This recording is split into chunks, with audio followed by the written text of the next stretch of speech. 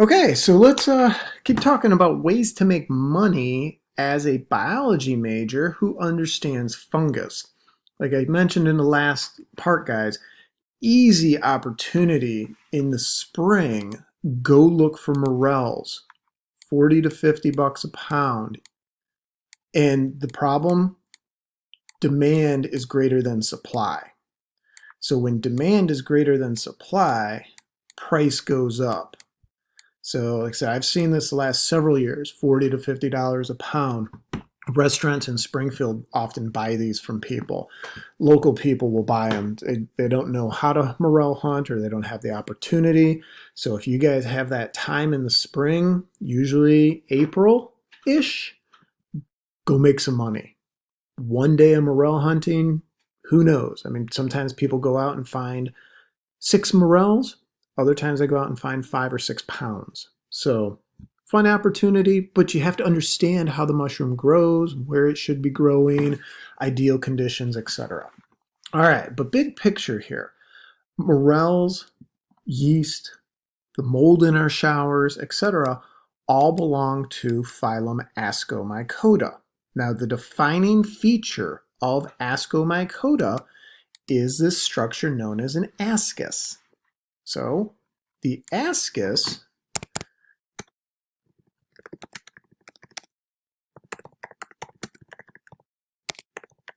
is a sexual reproductive structure. It's where it will house spores. Oh, let me open that up.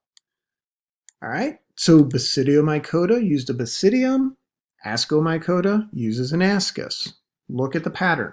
Do that across all of the groups we're talking about that I've highlighted that you need to know as important groups.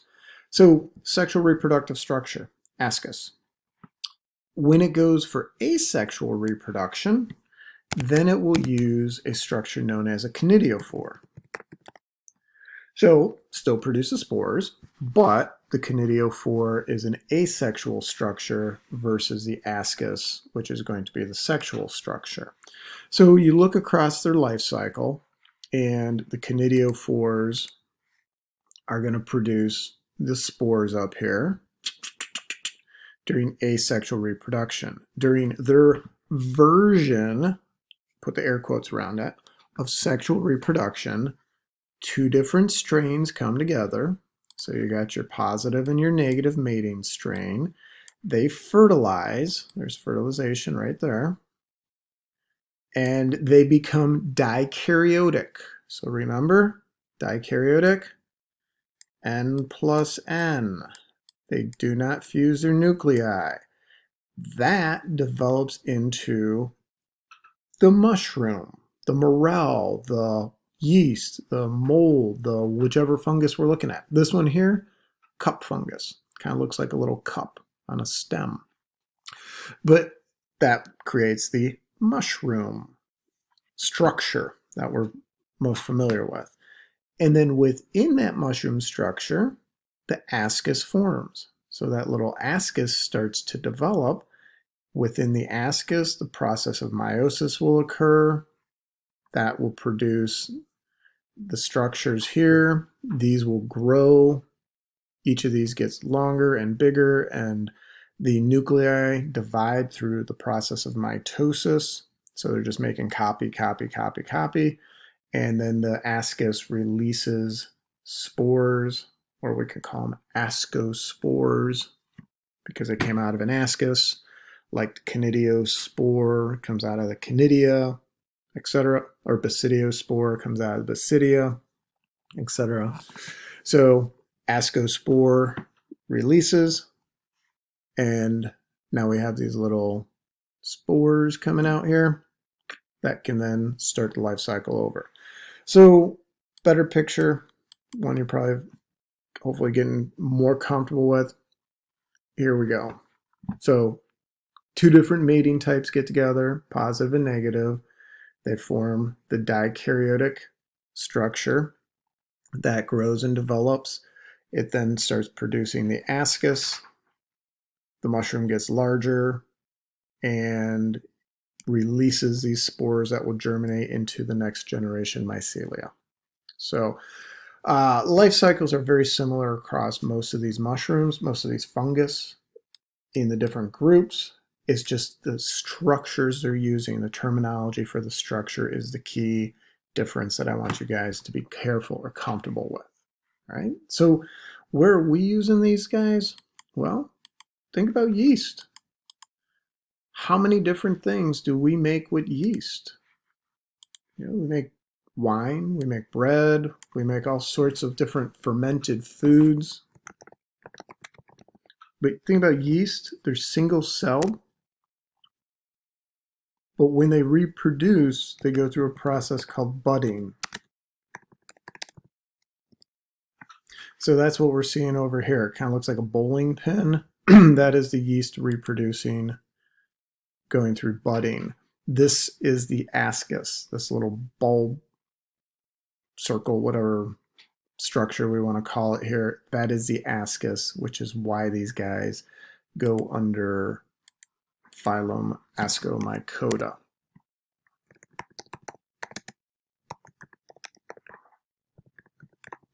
And then why do we care about yeast? Well, they do a lot of fermentation.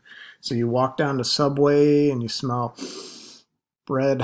Okay, that's the yeast fermenting the flour, producing the carbon dioxide that causes the bread to rise.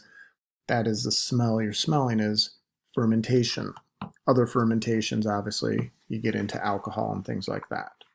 So fungus play important roles in our lives, economically, ecologically, commercially, health-wise, etc. Lots and lots of values here. So what I want to do now is kind of take a tangent and talk about the ecology of fungus. What do these things do ecologically? Don't tell me they make money. That's not an ecological function. Ecological function is they are decomposers of organic material. They help break down and recycle nutrients within ecosystems. Without these things, ecosystems fail. So there's huge, huge value ecologically to keeping the fungus around. So the challenge and the balance becomes keeping the good ones, getting rid of or minimizing the bad ones. When you get bad ones in there, there's big problems. So there's a lot of different relationships fungus will have with things in their environment, plants, animals, protists, etc. So they have what we call range of symbiosis. Sometimes fungus are obligate symbionts, meaning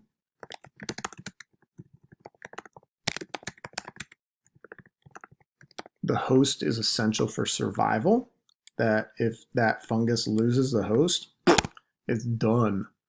Sometimes fungus are facultative symbionts, where they can survive without the host. They work as a team, maybe they do things together, but you go your own ways, you're still okay. And sometimes, and this is the ecological, but also crosses over into the economics, the relationship we want to focus on is what's called an endophyte, where the fungus lives within a plant host. Often, fungi that live within a plant host will protect the plant.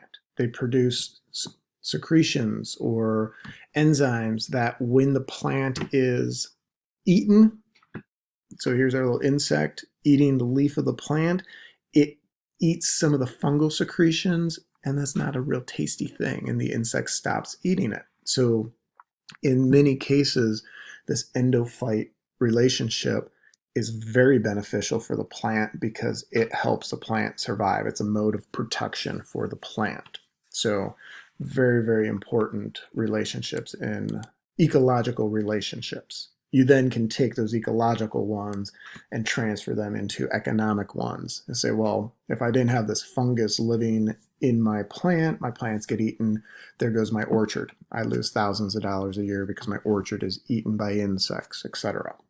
but focus on ecological value. That's more important at this point. All right, so here's a weird group. It's hard to say where lichens should go. Currently, lichens are covered under fungi. There's a lot of unknown here. Should we keep them under fungi? Should we move them to a new group? Reorganization is possibly going to move these guys out. Again, it's hard to say where do they best fit in classification, because they're a combination of different organisms. So lichens are a fungus and algae. So the most common fungus are the Ascomycetes, or members of phylum Ascomycota, and then green algae. And what we'll see is the fungal hyphae kind of wraps around the algae. The algae runs photosynthesis. The hyphae absorb the carbon or the sugars and the oxygen from the algae, and then in turn, it's believed the algae gain nutrients, different minerals, different things from the fungal hyphae, as well as a place to live. So this is considered a mutualistic relationship. They're both technically benefiting. New research has also indicated that sometimes there's a third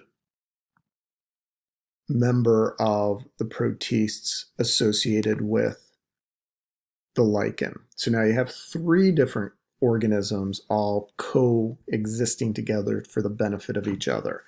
Reproduction-wise, they reproduce asexually through fragmentation. I'm going to put this up here. I'll come back to it. Asexual. They make these little things called ceridia.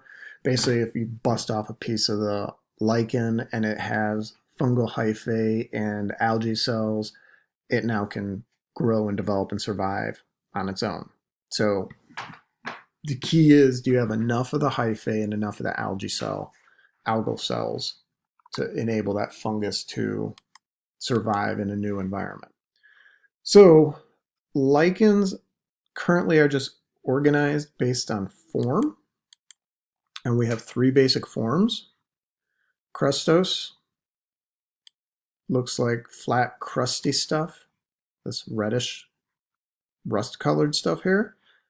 Foliose looks like a leaf, this stuff here.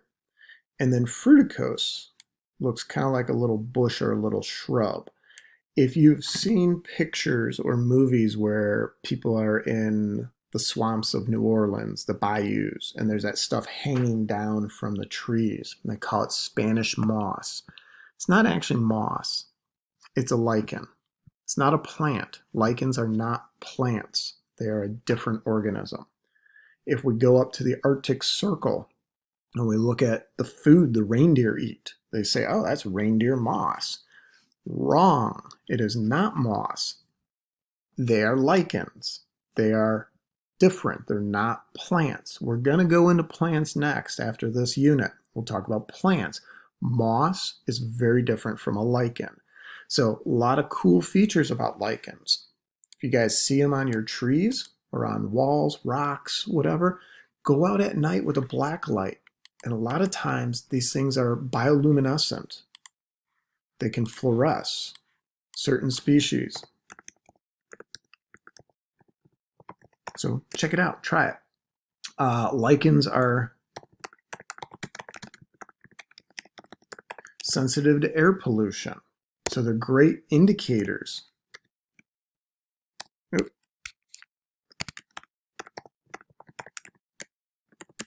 They're environmental indicators of air quality.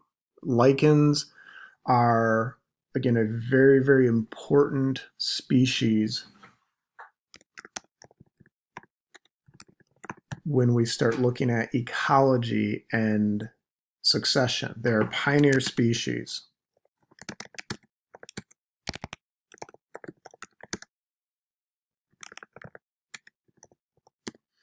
These are often one of the first species to inhabit rough environments, environments where there's not a lot of nutrients, there's harsh environmental conditions. Lichens can survive there because they work as a team. They have a partnership.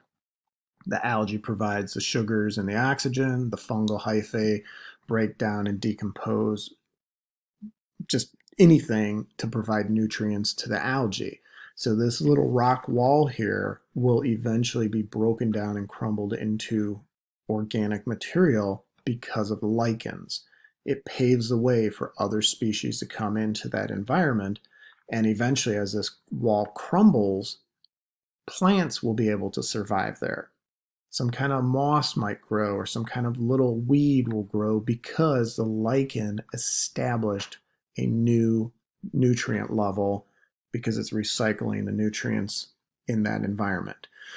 Take a look at the bark of trees, your backyard, on campus, wherever, and all that green stuff. Those are usually lichens. Okay. All right, so I'm going to break it here, and then we will pick up with the mycorrhizae relationship that we see among the fungus.